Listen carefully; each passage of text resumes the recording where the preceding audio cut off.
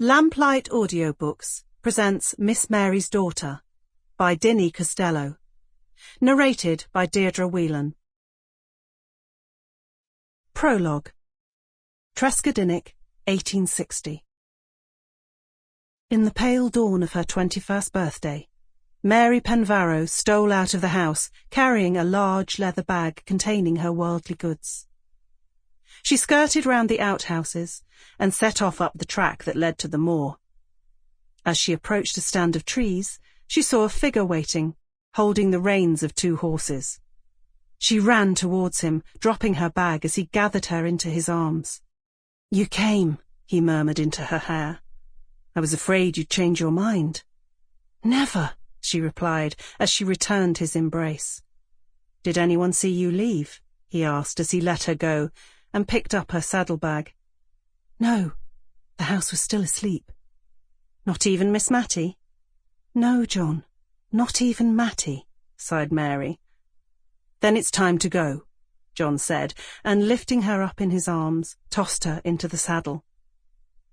He slung her saddlebag behind her, then mounted his own horse.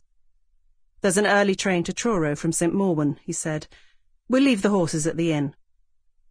Together they rode out from the shelter of the trees and took the track that edged the moor. As they crested a rise, Mary drew rein and turned for one final glimpse of the house where she had lived for her 21 years. From now, no longer her home. In wreaths of early mist, its tower jutting into a yellowing sky, Trescadinnick stood strong and solid, staring out across the pewter of the restless sea.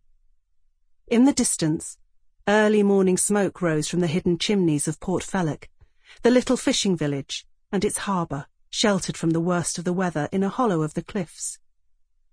The church with its squat tower stood sentinel above the village, behind which a few sturdy cottages clung to the rising cliff, and beyond it all, etched against the pale morning, the tall finger of the copper mine pointed to the sky.